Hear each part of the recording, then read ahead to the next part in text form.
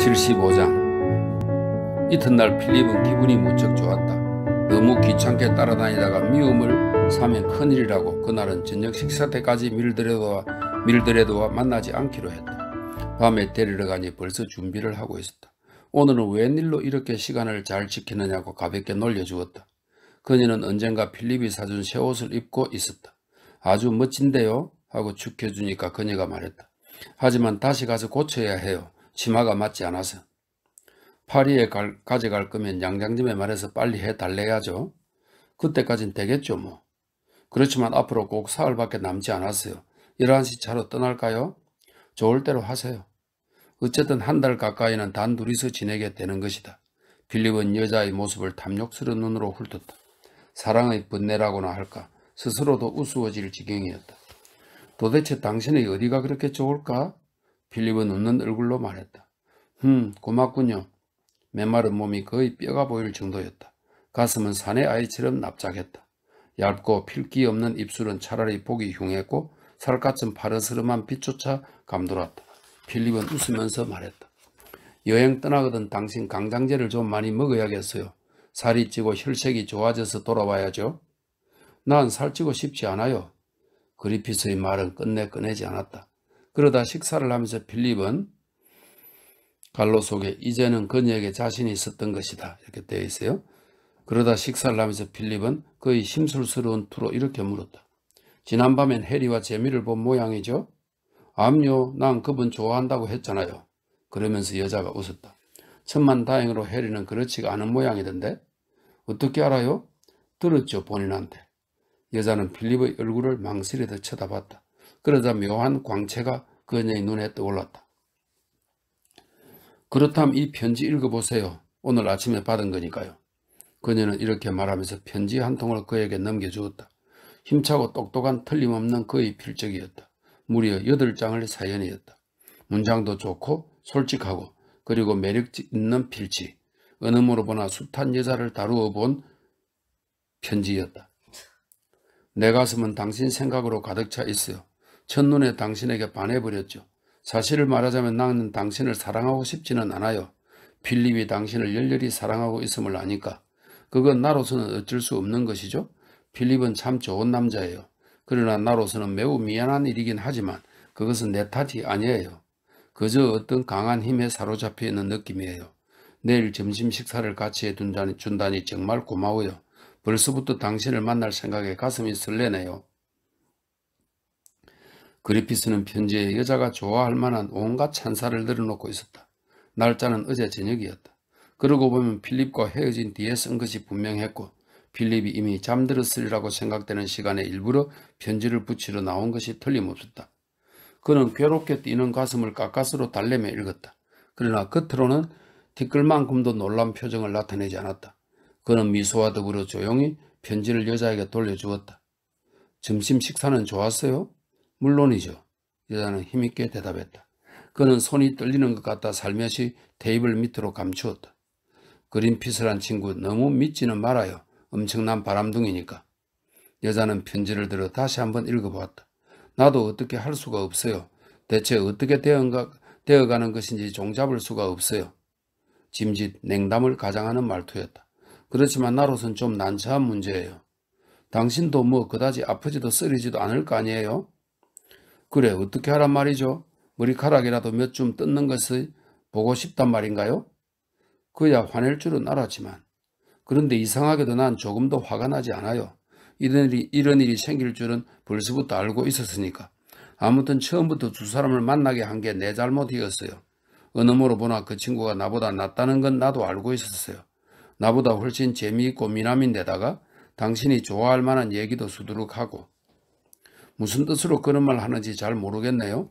내가 멍청해서 그런지는 몰라도 그거야 어쩔 수 없죠. 그러나 대단히 미안스럽지만 나 당신이 생각하는 것만큼 바보는 아니에요. 이봐요, 당신에게는 내가 좀 지나친 것 같아요? 싸우자는 건가요? 그는 조용히 물었다. 천만에요. 그런데 왜 날 그저 아무것도 모르는 바보 취급을 하려 드는지 모르겠군요. 그건 내가 잘못했어요. 당신을 화나게 할 작정은 아니었어요. 조용히 이야기해보자는 게 그만. 우리 둘 다 되도록이면 일을 엉망으로 만들고 싶진 않잖아요. 보아하니 당신 그 친구한테 끌리고 또 그건 매우 자연스러운 일일 수도 있어요. 한 가지 불쾌한 것은 왜 그놈이 당신을 유혹했느냐 그 말이에요. 그 자식은 내가 당신에게 홀딱 반한 것을 잘 알고 있단 말이죠. 비겁한 자식 같으니 이불은 당신에게 조금도 관심 없다고 해놓고선 5분도 안 돼서 뒷구멍으로 편지질을 하다니. 그런 말로 그분이 싫어지게 만들 속셈인가 본데 천만에요. 필립은 말문이 막혔다. 어떻게 말해야 자기의 진실이 전해질지 알 수가 없었다. 냉정하게 이치를 따져 말하고 싶었다. 그런데 마음이 흐트러져서 가다듬기가 여간 힘들지 않았다. 어차피 오래 못 갈 정사의 희생이 될 필요야 없잖아요. 아무튼 그 친구는 한 여자에게 열흘 이상 흥미를 이어가지 못하는 작자니까. 더구나 당신은 차가운 여자이고 그렇게 해보았자 당신으로서는 크게 이로울 것도 없을 거예요. 그건 당신 생각이고요. 여자가 싸움이라도 걸듯이 덤벼들어 그는 더욱 난처해졌다. 당신이 정말로 사랑한다면 그야 할 수 없죠. 나도 참는 데까지 참아보겠어. 당신과 나, 그러니까 우리도 잘 어울려 온 편이 아닐까요? 별반 당신에게 지독하게 군 것 같지는 않은데 그야 물론 처음부터 당신이 날 사랑하지 않았다는 건 알고 있었어요. 하지만 좋다고는 하지 않았나요? 그러니까 파리에 가면 그리피스는 잊어버려요. 당신만 그를 잊어버릴 마음이라면 어려운 일은 아니에요. 그리고 나도 좀 당신의 호의를 받는다고 해서 벌 받지는 않겠죠. 여자는 대꾸하지 않았다. 두 사람은 말없이 식사를 계속했다. 침묵이 이어져 어색해지자 필립은 공연히 이런저런 다른 이야기를 늘어놓았다. 그녀는 듣는 채도 하지 않았으나 그런 것쯤은 일부러 묵살해버렸다. 그녀의 대답은 그야말로 마지못해 하는 것뿐이고 스스로는 단 한마디도 하지 않았다. 그런데 벼랑간 그녀가 말을 가로채듯이 말했다. 필립, 난 토요일엔 도저히 못 갈 것 같아요. 의사 선생님이 안 된대요. 거짓말인 줄은 알았지만 그는 이렇게 대답했다. 그럼 언제 갈 수 있죠? 여자는 힐끗 그의 얼굴을 보았다. 파랗게 질려 있는 것을 보자 그녀는 겁에 질렸던지 눈길을 돌렸다. 아무래도 좀 두려웠던 모양이다. 차라리 딱 잘라 결말을 짓는 편이 좋겠군요. 그래요. 당신과 같이 갈 수 없어요. 그렇게 나올 줄은 대강 짐작하고 있었죠. 하지만 이제 새삼스럽게 마음이 변했다 해도 이미 늦었어요. 기차표고 뭐고 죄다 준비가 됐으니까. 그렇지만 당신이 싫으면 안 가도 좋다고 말했잖아요. 억지로 권하진 않겠다고요. 나 가고 싶지 않아요. 나도 마음이 변했어요. 이 이상 바보 취급받기 싫으니까 같이 가야 해요. 난 당신이 친구로서는 참 좋지만 그 이상으로는 도저히 생각할 수 없어요. 그런 식으로 좋아하지는 않아요. 그건 억지예요. 아니 일주일 전만 하더라도 좋다고 야단이더니 그땐 그때고요. 하긴 아직 그리피스를 만나기 전이었으니까. 아까 당신이 말했죠. 내가 진정 그를 사랑한다면 할 수 없는 일이라고. 그녀는 불쾌한 듯이 얼굴을 찡그리며 눈앞의 접시를 바라보았다. 필립의 얼굴은 분노로 새파랗게 질려 있었다. 주먹으로 여자의 낯을 갈겨주고 싶었다. 눈가가 퍼렇게 멍이 들면 어떤 꼴이 될까 그려보기도 했다. 18살가량의 소년 둘이 가까이 테이블에서 식사하고 있었는데 가끔 생각난 듯이 밀드레드를 쳐다보았다. 예쁜 여자와 식사하는 그를 부러워하고 있는지도 모를 일이다. 혹은 처지가 바뀌어 보았으면 하는 마음인지도 모를 일이었다. 그때 밀드레드가 입을 열었다. 그래, 우리 둘이서 함께 간다고 해요? 그래서 어떻게 된다는 거죠? 나는 그리피스 생각만 할 것이 뻔한데 당신도 그렇게 되면 뭐가 재미있겠어요? 그건 당신이 알 바 아니에요. 여자는 그 대답의 의미를 여러모로 생각해보곤 그만 얼굴이 새빨개졌다. 야비하군요. 그게 어떻다는 거죠? 당신은 진짜 의젓한 신사인 줄 알았는데. 당치도 않은 착각이지. 자기 생각에도 재미있는 대답이라 그는 말하면서 끌끌 웃었다. 웃지 마세요. 제발 같이 갈 수는 없어요. 정말 미안해요. 하기야 나도 지독하지만요. 그렇죠? 하지만 싫은 건 할 수 없잖아요.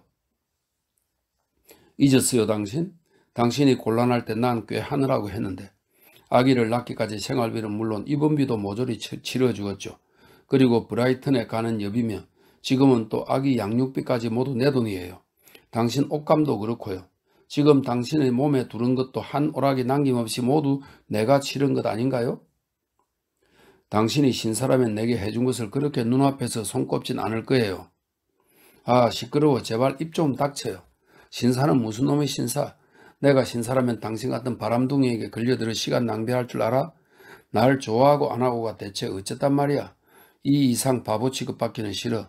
같이 가고 싶으면 같이 가고 싫으면 그만두는 거야. 여자의 뺨엔 노여움으로 빨갛게 달아올랐다.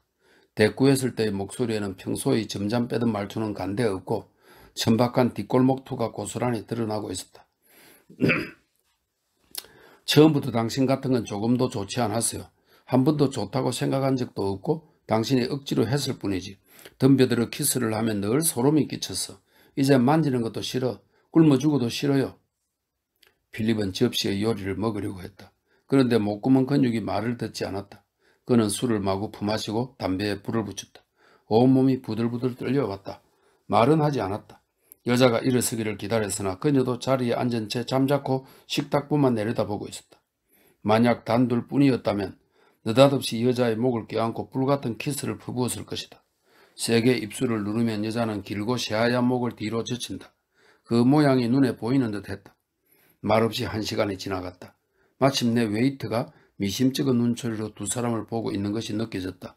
불러서 계산을 청했다. 그리고 조용히 말했다. 그럼 갈까요? 여자는 여전히 말없이 손가방과 가방을 접어들고 외투를 걸쳤다. 이번에는 언제 그리피스를 만나죠? 내일이요. 그녀는 태연하게 대답했다. 그 친구하고 잘 의논해봐요. 그녀는 기계적으로 손가방을 열더니 그 속에서 무언가 종이 조각을 꺼냈다. 그러더니 좀 머뭇거리며 말했다.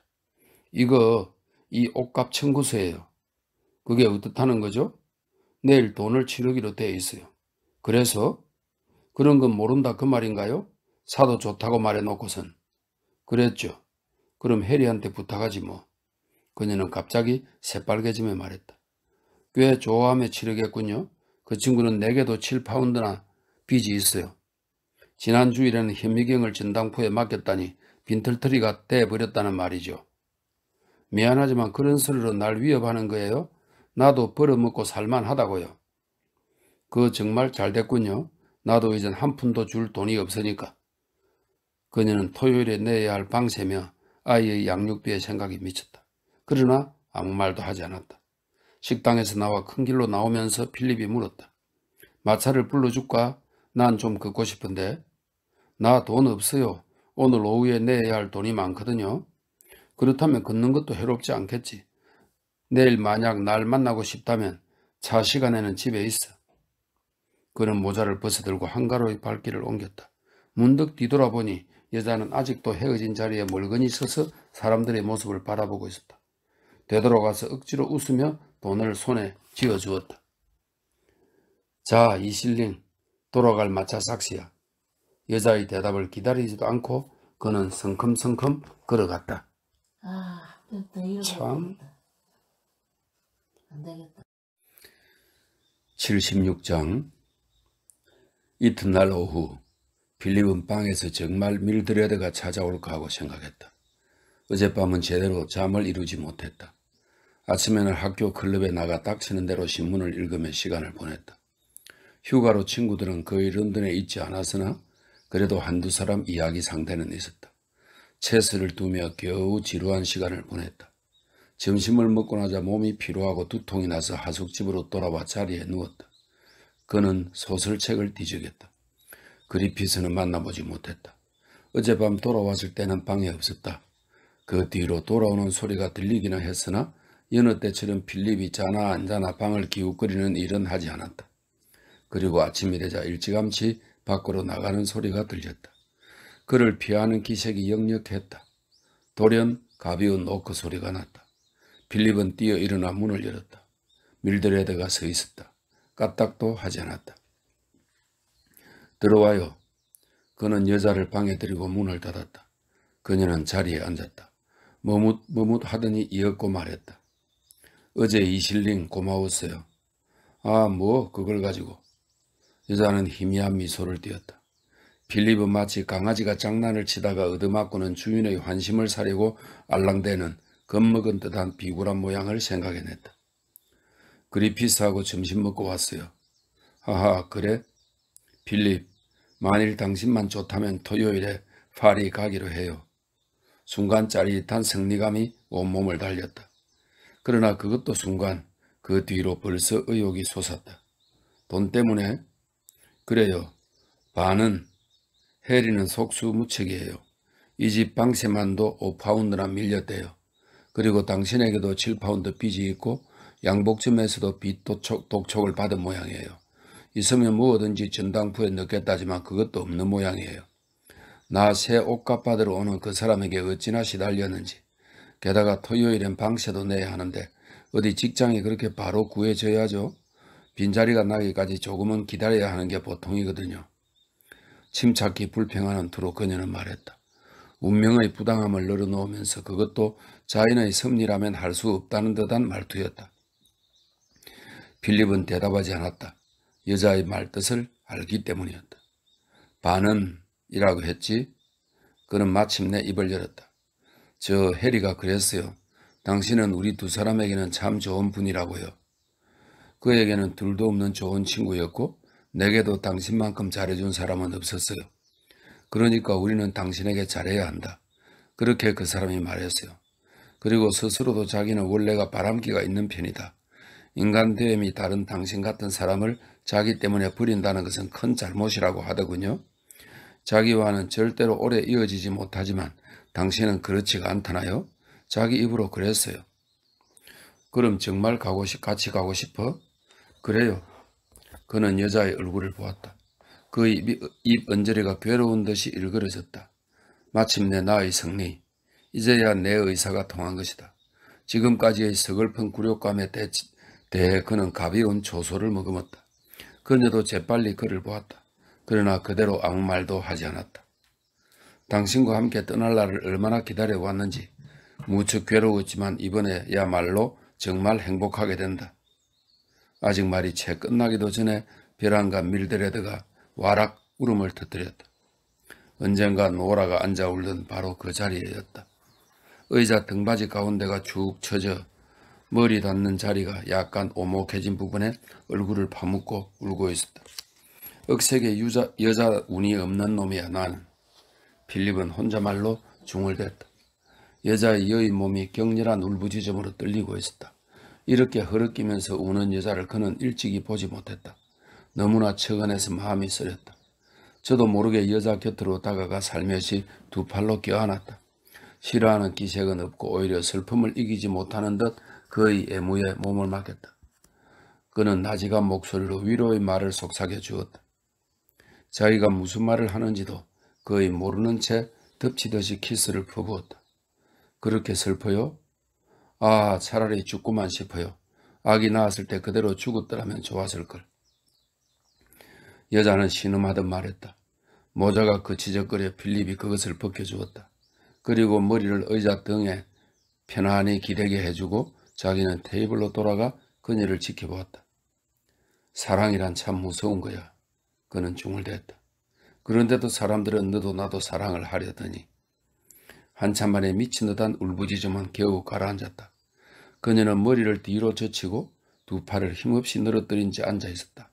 흔히 화가들이 의상을 걸치는 데 쓰는 어딘지 마네킹 같은 실로 기괴한 형상이었다. 그토록 그를 사랑하리라고는 꿈에도 생각 못했어요. 필립이 말했다.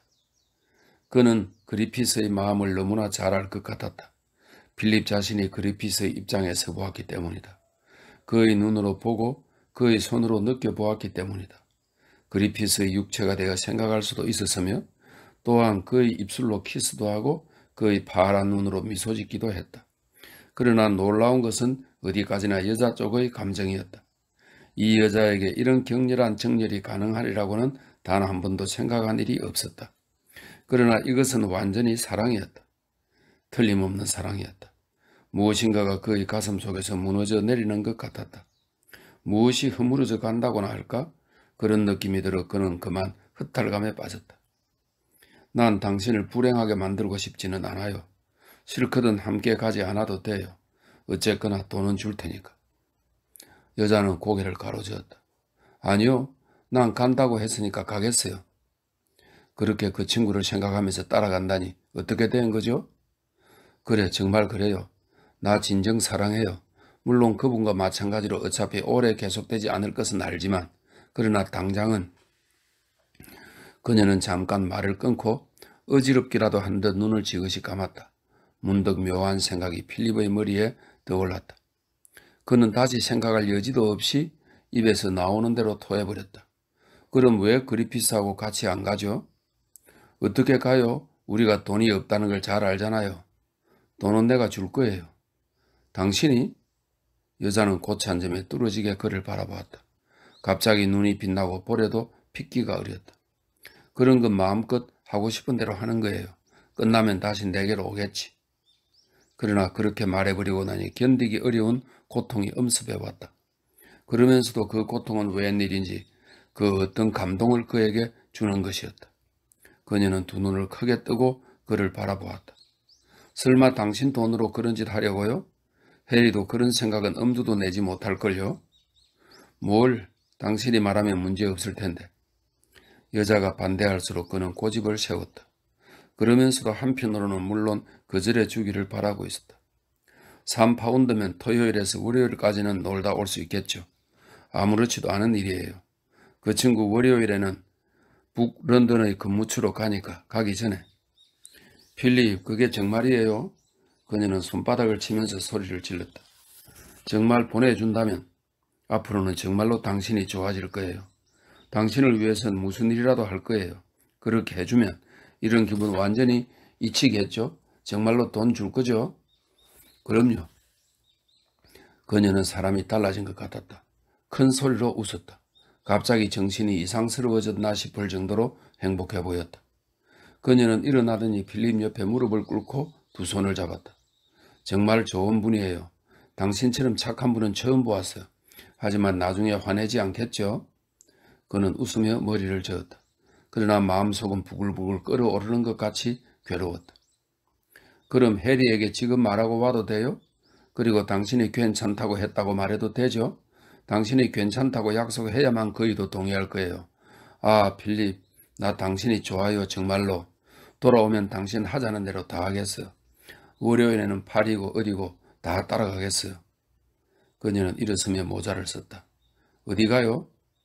같이 가겠느냐고 물어보래요. 벌써? 더 있으라고요? 그럼 있어도 돼요. 여자는 다시 앉았다. 그러자 그는 싱긋이 웃으며 말했다. 아니, 괜찮아요. 바로 가는 게 좋을 거예요. 그러나 꼭 한 가지 부탁이 있어요. 지금은 그리피스를 만나기 싫군요. 그것만은 안 되겠어요. 만나거든 내가 화나지 않았다든가 하는 따위의 말은 얼마든지 해도 좋아요. 그러나 다만 눈앞에만은 나타나지 말도록 부탁해줘요. 알았어요. 그녀는 힘차게 일어서며 장갑을 끼웠다. 그이가 뭐라고 했는지 알려줄게요. 오늘 저녁은 나하고 같이 식사하면 어떨까요? 좋아요. 그녀는 얼굴을 쳐들어 키스를 청했다. 그가 세 개의 입술을 누르자 여자는 두 팔로 목을 얼싸안았다. 필립, 당신 참 좋은 사람이에요. 그러나 2시간쯤 지나 그녀에게서 편지가 왔는데 머리가 아파 식사를 할 수 없다는 내용이었다. 필립이 처음부터 예상하던 일이기는 했다. 그리피스와 함께 식사할 것이 뻔했다. 질투심이 가슴을 갈기갈기 찢어놓았다. 그러나 다시 생각하니 지금 두 사람을 사로잡고 있는 이 갑작스러운 걱정은 말하자면 눈에 보이지 않는 어떤 큰 힘의 작용이라고나 할까?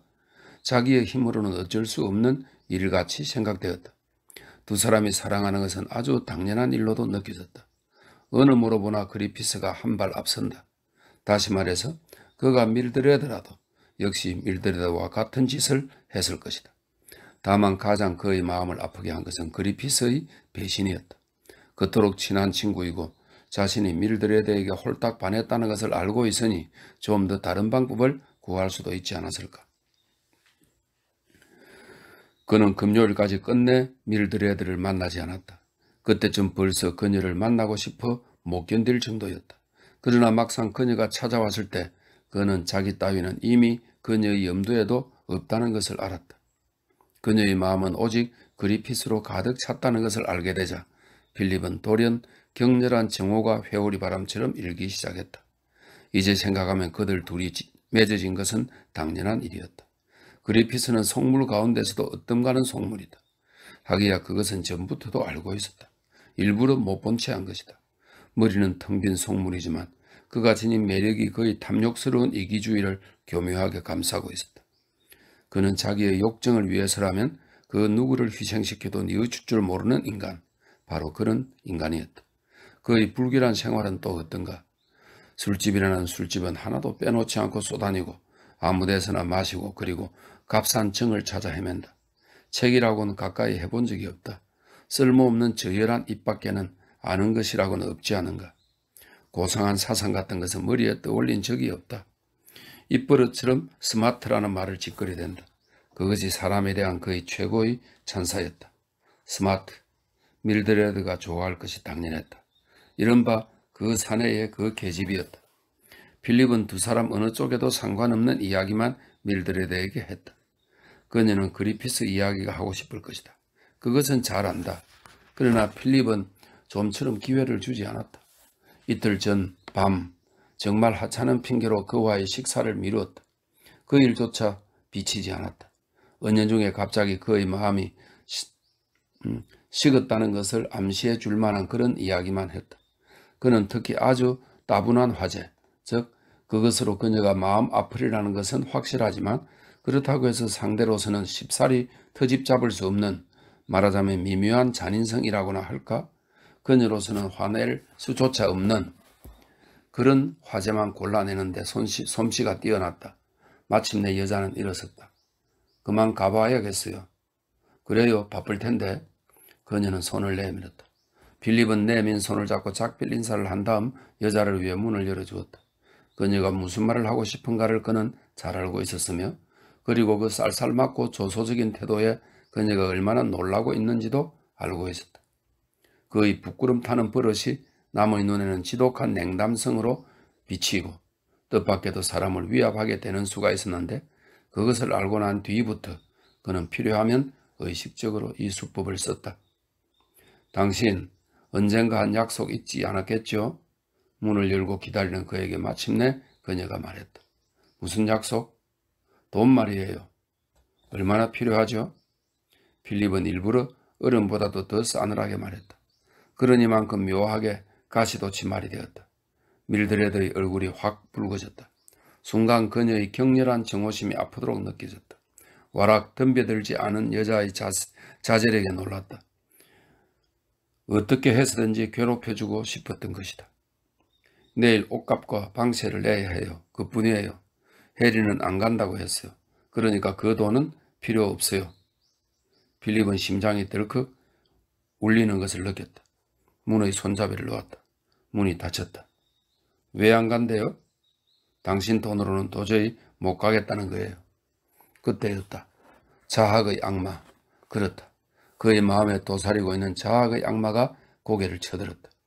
두 사람이 같이 가지 않기를 간절히 바라면서도 그것을 어떻게 하지 못하는 것이다. 하필이면 여자를 통해 그리피스를 설득하다니. 내가 괜찮다는데 왜 못 가는 걸까요?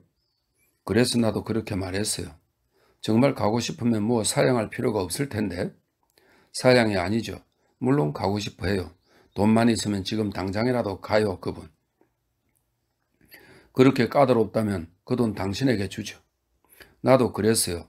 당신만 좋다면 필립이 돈을 빌려줄 테니 금방 갚으면 되지 않느냐고요. 완전히 거꾸로 돼버렸군요. 여자가 무릎을 꿇고 주말 여행에 가주세요 하다니. 정말 그래요. 뻔뻔스럽다고나 할까. 그녀는 조그맣게 소리내어 웃었다. 필립은 한 줄기 오한이 등골을 스쳐감을 느꼈다. 그럼 어떻게 할 거죠? 뭐 별 수 있겠어요? 그분 내일은 가시잖아요. 가야 하나 봐요. 필립으로서는 실로 절호의 기회였다. 그린피스만 없으면 밀드레드는 반드시 자기에게로 돌아온다. 런던에는 아는 사람도 없으니 싫어도 자기를 찾게 될 것이다. 단둘이 되기만 하면 지금의 흥분 상태는 곧바로 가라앉힐 수도 있다. 이 이상 아무 말 하지 않으면 우선 안전할 것이다. 그런데 그에게는 그들의 이런 주저를 쳐부셔주고 싶은 기묘한 악마적 흥미가 있었다. 얼마만큼 그에 대해 보복할 수 있는지 그것이 보고 싶었다.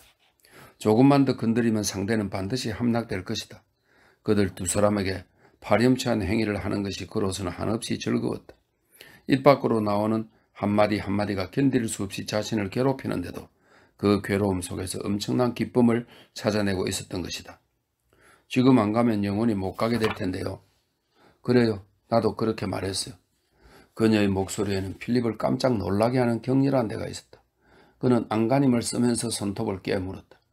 그런데 대체 어딜 간다는 거죠? 옥스퍼드예요. 그분 그 대학에 있었잖아요. 그래서 학교 구경을 시켜주겠대요.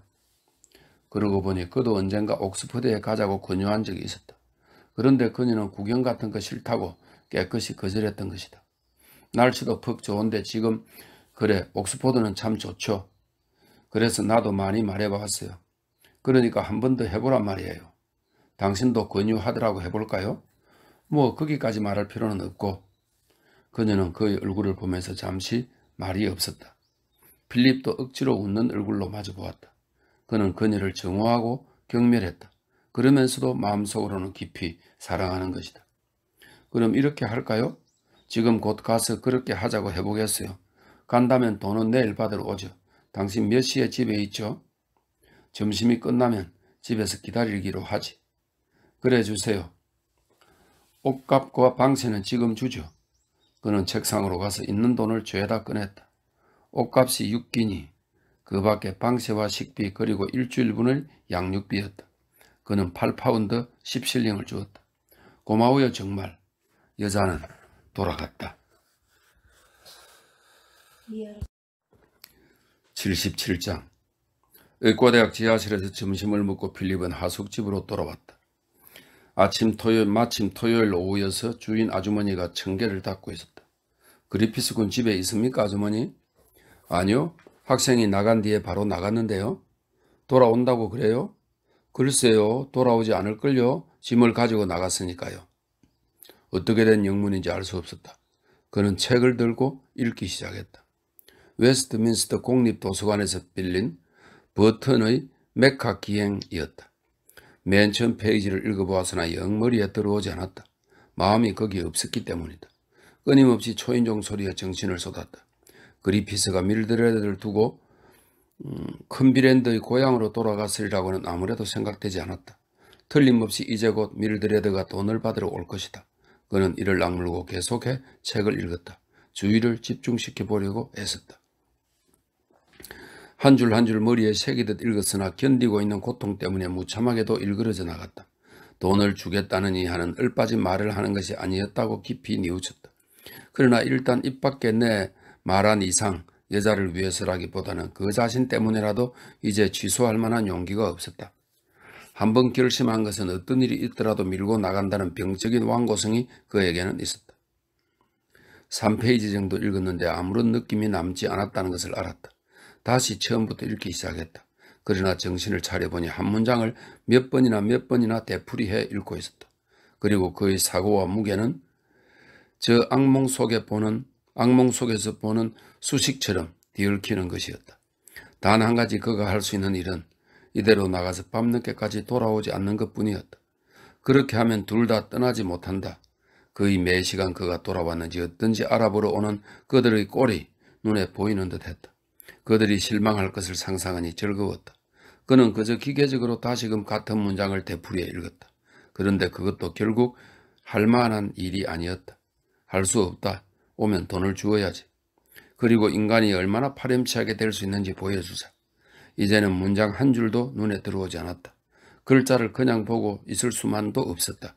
그는 의자 등에 기대어 눈을 지그시 감고 고뇌 때문에 감각조차 마비되어 버린 것 같은 마음으로 밀드레드가 찾아오기를 기다렸다. 아주머니가 들어왔다. 밀러 부인이 오셨어요. 들어오라고 하시죠. 맞아들이는 것은 좋지만 지금의 이 기분은 보여주고 싶지 않았다. 그는 마음을 다부지게 먹었다. 사실 이대로 무릎을 꿇고 여자의 손을 잡으며 가지 말아달라고 애원하고 싶은 충동도 느꼈다. 그러나 새삼스레 여자의 마음을 돌릴 만한 아무런 방법도 없다는 것을 알고 있었다. 그래 봤자 자기의 말이나 행동이 낱낱이 그리피스에게 전해질 뿐이 아니겠는가. 그것을 생각하니 부끄러웠다. 여행은 어떻게 됐죠? 일부러 쾌활하게 물어보았다. 지금 떠나는 길이에요. 해리가 바깥에서 기다리고 있어요. 당신이 만나기 싫다고 해서 그러는 거예요. 그렇지만 잠깐이라도 좋으니까 작별 인사하러 와도 되느냐고 물어보래요. 난 만나고 싶지 않아요. 하기야 그녀에게는 그가 그리피스를 만나고 안 만나고는 문제도 아니라는 것을 곧바로 알 수 있었다. 일이 이쯤 되고 보면 한시라도 빨리 나가주기를 바랄 뿐이다. 자, 여기 5파운드 어서 돌아가줘요. 그녀는 돈을 받고 고맙다는 인사를 했다. 그리고 그냥 돌아가려는데 필립이 물었다. 언제 돌아오죠? 월요일에는 돌아와야 할 테죠. 헤이리가 고향에 가야 하니까요. 그때 자기도 모르게 입 밖으로 튀어나오려는 말이 얼마나 굴욕적인가를 스스로 잘 알고 있었다. 그러나 질투와 욕정으로 더 어쩔 수가 없었다. 그럼 돌아오면 만나주겠죠? 저도 모르게 애원조가 된 것은 어쩔 도리가 없었다. 물론이죠. 돌아오면 바로 알리겠어요.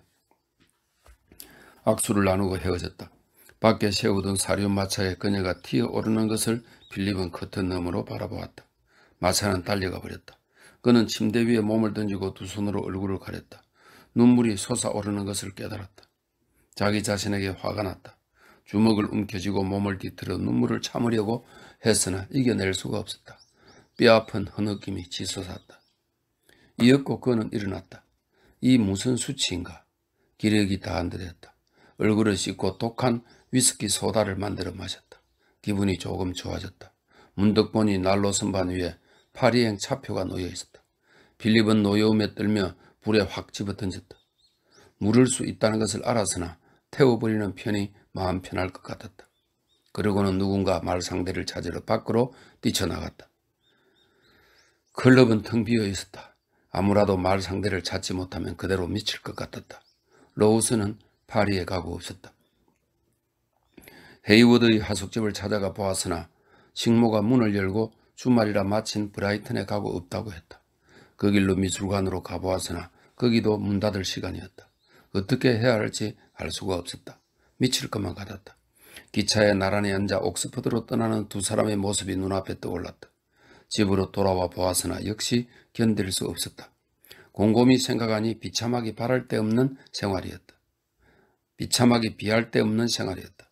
다시 한번 버튼의 책을 읽기 시작했으나 읽어 나가다가 몇 번이고 느껴지는 것은 오직 나는 얼마나 바보였나 하는 생각뿐이었다. 여행을 떠나라고 한 것도 자기였고 돈을 준 것도 자기가 아니었던가. 그것도 억지로 쥐어주다시피 한 것이다. 그리피스 같은 인간을 소개해주면 어떤 일이 일어날지 알았어야 했고 그 자신의 맹렬한 애착을 보고 그리피스가 욕정을 일으키리라는 것도 짐작했어야 했다. 지금쯤은 옥스퍼드에 다다랐을 것이다. 존 스트리트의 어떤 여인 속에 묵었을지도 모른다. 필립은 아직 옥스퍼드에 가본 일은 없지만 그리피스한테 들어서 어디에 갈 것인지 훤히 알고 있었다. 식사는 틀림없이 그라렌돈에서 할 것이다. 그리피스의 말이 호화로운 식사는 언제나 거기서 했다고 했다. 필립도 체링크로스 근처의 레스토랑에서 가벼운 식사를 했다. 식사가 끝나자 연극이라도 볼까 하고 곧장 극장 특별석에 틀어박혔다. 마침 오스카 와일드의 작품을 상연하고 있었다. 그리피스와 밀드레드도 오늘 밤 연극 구경을 갔을지도 모른다. 어떻게 해서든지 밤 시간을 보내야 할 테고 둘 다 바보인 만큼 대화만으로는 만족하지 못할 것이다. 그렇다. 둘 다 아주 어울리는 부부처럼 똑같이 천하고 마음이 텅 비었다. 그렇게 생각하자 그는 몹시 유쾌했다. 무대는 보고 있었지만 마음은 허공에 둥둥 떠 있었다. 막간마다 위스키를 마셔 기분을 돋우었다. 술에는 약한 그였으므로 효과는 곧 바로 나타났다. 그러나 무언가 말할 수 없이 쓸쓸하고 삭막한 취기였다. 연극이 끝나자 그는 다시 한 잔 들이켰다. 도저히 이대로 갈 수는 없었다. 잠이 올리 만무했다. 왕성한 그의 상상력이 자아낼 여러 광경이 두려워지기까지 했다. 그는 그런 생각을 모두 집어치우기로 했다. 꽤 가음한 것 같았다. 갑자기 무언가 꽤 불길한 일을 해보고 싶은 심한 충동에 사로잡혔다. 시궁창에라도 뒹굴어 볼까? 모든 존재와 맞부딪혀 완전히 짐승이 되어볼까? 마구 기어 돌아다니고 싶었다. 술은 취했지만 여전히 우울한 기분을 안고 그는 발을 절렁거리며 피가디리를 걸어갔다. 분노와 슬픔이 무섭게 가슴을 후볐다. 짙은 화장을 한 창부가 그를 불러세웠다. 여자가 그의 팔에 손을 얹자 그는 지독한 말을 하고 확 떠밀어 버렸다. 두세 걸음 가다가 그는 문득 발걸음을 멈추었다. 상대는 아무라도 마찬가지였다. 지독한 말을 한 것이 후회되었다. 그는 여자의 뒤를 쫓아가 말했다. 이봐 아가씨, 꺼져버려. 필립은 끌끌 웃었다. 한 가지 물어보겠는데 오늘 밤 나하고 식사나 같이 하지 않겠어? 여자는 깜짝 놀라 그의 얼굴을 보며 한참 망설였다. 주정뱅이로 인정해버린 모양이었다. 같이 가도 좋아요.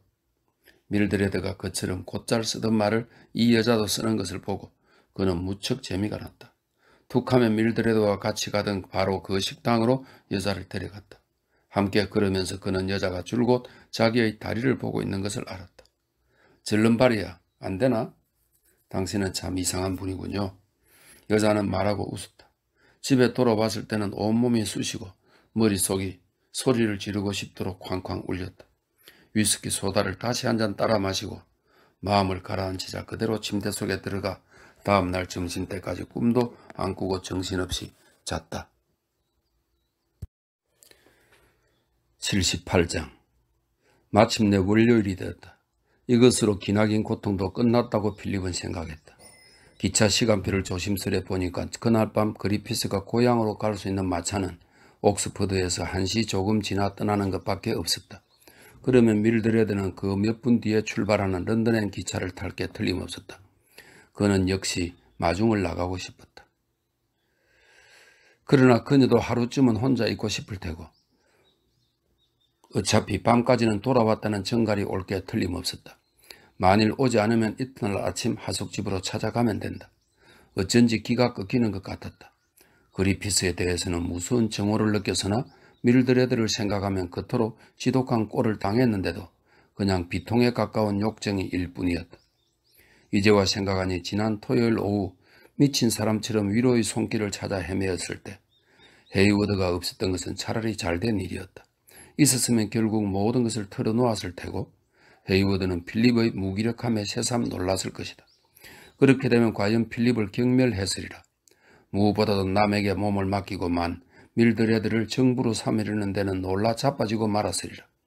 그러나 그게 어떻단 말인가? 욕정만 충족시킬 수 있다면 그는 어떤 타협도 아니 더 굴욕적인 해결도 기꺼이 받아들일 작정이었다. 저녁 무렵이 되자 그의 발길은 자기도 모르게 밀드레드의 집으로 향했다. 창을 두드렸지만 방 안은 캄캄했다. 돌아왔는지 묻지는 않았다. 그녀와의 약속을 믿고 있었기 때문이다. 그러나 다음날 아침이 되어도 편지는 오지 않았다. 정오쯤 찾아가 보았으나 하녀의 대답은 아직 돌아오지 않았다는 것이었다. 도무지 알 수 없는 노릇이었다. 그리피스는 싫어도 전날 고향에 갔을 것이다. 어느 결혼식에서 신랑 들러리를 써야 했고 밀드레드의 수중에는 돈이 없었다. 필립은 일어날 수 있는 모든 일을 그려보았다. 오후가 되자 다시 한번 가서 편지를 써놓고 왔다.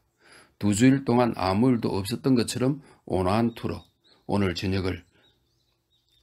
오늘 저녁 식사를 같이 하지 않겠느냐면서 만날 장소와 시간을 써놓고 왔다. 흩탕인 줄 알면서도 약속한 장소로 나가보았다. 1시간쯤 기다렸지만 오지 않았다. 수요일 아침이 되자 창피해서 더 찾을 수가 없어 심부름꾼 아이를 시켜 편지를 전하게 하고 답장을 받아오라고 했다. 그러나 1시간쯤 지나자 심부름꾼 아이는 뜯지 않은 그의 편지와 함께 부인은 시골에서 아직 올라오지 않았다는 전가를 가져왔다. 필립은 온몸의 피가 거꾸로 흐르는 것 같았다. 이 마지막 배신은 너무나도 지독했다. 그는 언제까지나 한없이 밀드레드를 저주했다. 그리고 이러한 절망이 모두 그리피스 때문이라고 생각하자 밉다 못해 이른바 살인의 쾌감 같은 것도 이해할 것만 같았다. 캄캄한 밤에 불쑥 나타나 여러 경동맥 언저리를 예리한 빗으로 찔러 놓아 개처럼 길 위에서 죽게 내버려 두면 얼마나 유쾌할까. 그런 생각을 하며 돌아다녔다. 분노와 슬픔으로 그의 마음은 뒤범벅이 되었다. 위스키를 좋아하지 않는 편이었는데도 일부러 자기를 잊으려고 화요일도 수요일도 과음을 하고 잠이 들었다.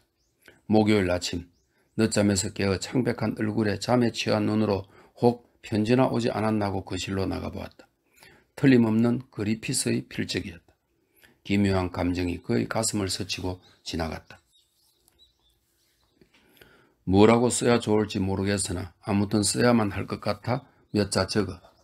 너무 화내지 말아줘. 밀리하고 같이 가서는 안 될 줄은 잘 알았지만 나도 내 마음을 도저히 어쩔 도리가 없었어. 난 여자한테 완전히 발목을 잡힌 기분이었다고. 어떻게든 그 여자를 손에 넣고 싶었지.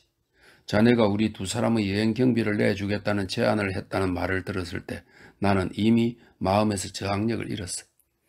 이제 모든 것이 끝나고 보니 진심으로 부끄러워. 그런 바보 같은 짓을 하지 않았으면 얼마나 좋았을까. 제발 화내지 않겠다는 답장을 보내주어. 그리고 꼭 다시 찾아갈 수 있게 허락해줘. 자네는 밀리한테 나를 다시 안 만나겠다고 했다지만 나는 그 소리를 듣고 무척 슬펐어. 제발 한 줄이라도 좋으니 편지를 보내줘. 그러면 내 양심도 구원을 받겠지. 자네는 그렇게 신경을 쓰지 않거나 그렇지 않으면 돈을 내주지 말았어야 했던 거야. 그래도 역시 돈을 받지 말아야 했다는 것은 알았지만 나는 월요일에 고향에 돌아왔지만 밀드레드는 한 이틀 혼자서 옥스퍼드에 남아 있겠다고 했어. 그러나 수요일에는 런던으로 간다고 했으니까 이 편지가 도착할 때쯤에는 자네도 만나고 있겠지. 모든 일이 잘 되기를 진심으로 빌어. 제발 용서해 준다는 해답을 꼭 보내줘. 해리. 필립은 화가 나서 편지를 발기발기 찢어버렸다. 물론 답장을 쓸 생각은 눈꽃만큼도 없었다. 이렇게 구질구질한 변명을 늘어놓는 그리피스를 그는 경멸했다. 양심의 가책이니 어쩌니 하는 것도 비위에 거슬렸다. 하고 싶으면 비겁한 짓을 해도 좋다. 그러나 해놓고 나중에 뉘우치는 것은 비굴한 짓이다. 그는 비겁하기 짝이 없는 위선에 가득 찬 편지라고 생각했다. 그처럼 감상적인 문구도 불쾌했다. 지독한 짓을 해놓고 나중에 사과만 하면 만사 해결되는 건가 더럽게 뻔뻔스럽군. 그는 혼자 중얼거렸다. 기회만 있으면 언젠가 꼭 한번 본때를 보여줘야겠다고 굳게 결심했다. 어쨌든 밀드레드가 런던에 돌아왔다는 것만은 알게 되었다. 급히 옷을 갈아입자 면도할 틈도 없이 차 한 잔만 마시고는 마차를 잡아 타고 그녀의 하숙으로 달려갔다. 마차의 바퀴가 마치 기어가는 것 같이 느껴졌다. 어떻든 그녀를 한번 만나고 싶었기 때문이다. 그리고 제일 반가이 맞게 해달라고 믿지도 않는 하나님에게 빌었다. 그는 그냥 모든 것을 잊고 싶었다. 가슴을 두근거리며 배를 눌렀다. 단지 다시 한번 껴안고 싶은 욕망에 지금까지 받은 모든 고통을 모조리 잊고 말았다. 밀러 부인 계십니까? 그는 쾌활한 목소리로 물었다. 이사 가셨는데요? 하녀가 대답했다. 그는 멍하니 하늘을 바라보았다. 1시간쯤 전에 오셔서 짐을 가져가셨어요. 순간 뭐라 말해야 좋을지 몰랐다. 그래, 제 편지 전해주었습니까? 어디로 간단 말은 없었습니까? 아, 알았다. 또 속았구나. 그녀는 돌아올 생각이 진작부터 없었던 것이다. 그는 어떻게든 체면만은 지키려고 애썼다. 아, 곧 연락이 올 겁니다. 저희 집 주소가 틀렸나 보죠? 발길을 돌려 맥이 쑥 빠진 채 하숙집으로 돌아왔다. 이런 결과가 될 줄 미리 짐작하긴 했다. 자기를 좋아한다는 말을 한 번도 한 일이 없는 여자다. 다정한 마음도 없거니와 친절한 마음도 없다. 애당초 사랑이란 것을 모르는 여자다. 이젠 단념하는 수밖에 없었다. 받은 고통은 지독한 것이었다. 참느니 차라리 죽고 싶을 정도였다. 이렇게 된 이상 모든 것을 끝장내는 편이 좋을 것 같은 생각이 들었다. 강물에 뛰어들 수도 있고 철길에 몸을 던질 수도 있다. 그러나 그 생각을 막상 입에 올리자마자 갑자기 그는 강한 반발을 느꼈다. 시간이 흐르면 지금의 이 쓰라림도 잊을 때가 온다고 이성이 그에게 속삭이는 것이었다. 있는 힘을 다해 노력하면 잊을 수도 있을 것이고 그리고 그따위 여자 때문에 자살한다면 얼마나 우스운 꼴이 되겠는가. 하나밖에 없는 생명을 버린다니 바보 같은 짓이다. 지금으로선 이 치정을 영영 극복하지 못할 듯이 느껴지지만 그러나 결국 시간이 지나면 해결될 것이다. 런던에 있고 싶지 않았다. 보고 듣는 모든 것이 불행한 추억뿐이었다. 큰아버지에게 블랙스테이블로 간다고 전보를 쳐놓고 서둘러 짐을 싼 다음 가장 빠른 기차를 탔다. 어쨌든 그처럼 고통을 겪은 지저분한 땅에서 떠나고 싶었던 것이다. 맑은 공기를 마시고 싶었다. 지독한 자기 착오였다. 약간 어떻게 된 게 아닐까 하는 느낌마저 들었다. 어른이 된 뒤로 필립은 목사관에서 제일 좋은 방을 차지하고 있었다. 모퉁이 방으로 한쪽 창 바로 앞에는 큰 고목이 있어 시야를 가렸지만 다른 한쪽 창문에서는 정원과 목사관 반너머로 넓디 넓은 목장이 내다 보였다. 필립은 아주 어렸을 때의 이 방 벽지를 기억하고 있었다. 벽에는 큰아버지의 청년 시절 친구가 그렸다는 빅토리아 시대 초기의 기묘한 수채화가 몇 폭 걸려 있었다. 비록 색은 약간 바랬지만 독특한 미를 지니고 있었다. 화장대 둘레에는 뻣뻣한 모슬린 천이 둘러쳐져 있었고 발 높은 낡은 옷장이 놓여 있었다. 필립은 안도의 한숨을 내쉬었다. 이러한 모든 것들의 의미를 그는 여태껏 몰랐던 것이다. 목사관에는 옛날 그대로의 생활이 숨쉬고 있었다.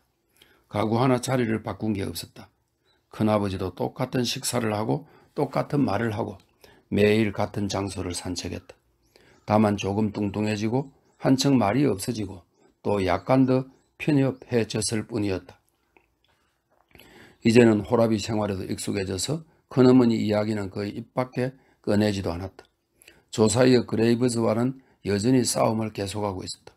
필립도 한 번 가서 만나보았지만 그는 전보다도 조금 여위고 머리도 휘어지고 한층 잔소리꾼이 되어 있었다.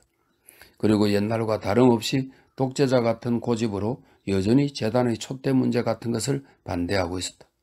상점들도 옛날 그대로의 특이한 정치를 지니고 있었다. 필립은 문득 어느 선원의 구두며 방수 외투며 도르래 그 밖에 배에 필요한 모든 도구를 파는 상점 앞에 섰다. 그러자 어린 시절에도 자기가 역시 여기에 서서 먼 바다에 대한 동경과 미지의 세계를 탐험하는 매력에 가슴을 두근거리던 것이 생각났다.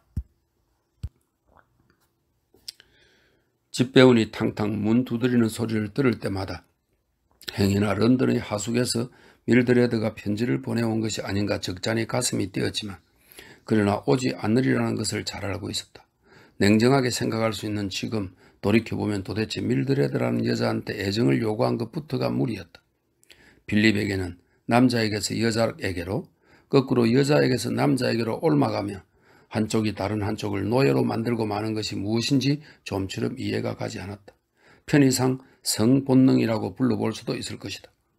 그러나 만일 그렇다면 어째서 그것이 특정한 인간에게만 그토록 강렬한 매력으로 나타나는가? 그 점을 알 수가 없었다. 그것은 맞설 수 없는 충동이었다. 이성도 이것과는 맞설 수 없었다. 우정도 감사도 이해관계도 이것 앞에서는 아무 힘이 없었다. 밀드레드가 볼 때 필립이라는 남자는 아무런 성적 매력도 없었다. 때문에 그가 아무리 노력해도 모두 빗나간 탄환이 되고 만 것이다. 그렇게 생각하자 견딜 수 없는 분노가 일었다. 인간이라는 것이 마치 짐승처럼 생각되었다. 갑자기 그는 인간의 마음이 어둡고 알 수 없는 의문투성이란 걸 깨달았다. 그에게 밀드레드가 냉담하다고 해서 그는 멋대로 그녀를 중성녀라고 생각하고 있었다. 사실 그 비늘증의 외모면 얇은 입술, 가는 허리, 가슴이 밋밋한 육체, 권태로운 동작 따위는 확실히 그러한 가정을 증명하고도 남았다.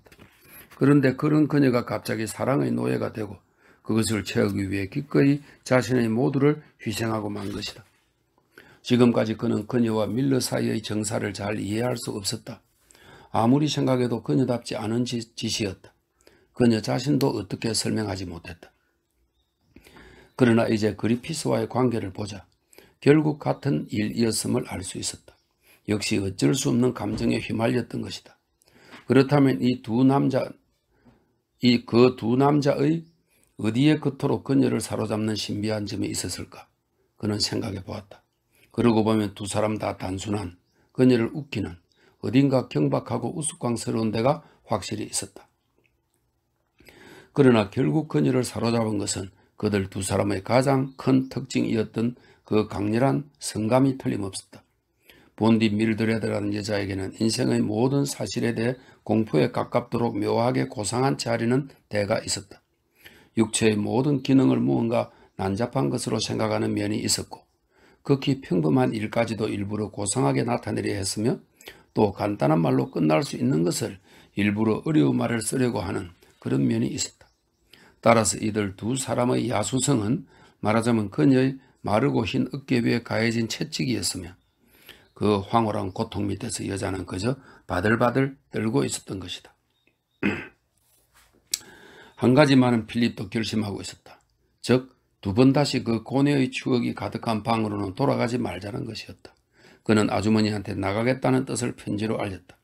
그리고 자기 방에 놓는 가구와 집기 따위는 자기 것으로 놓고 싶었으므로 어디 가구 없는 방을 찾아야겠다고 생각했다.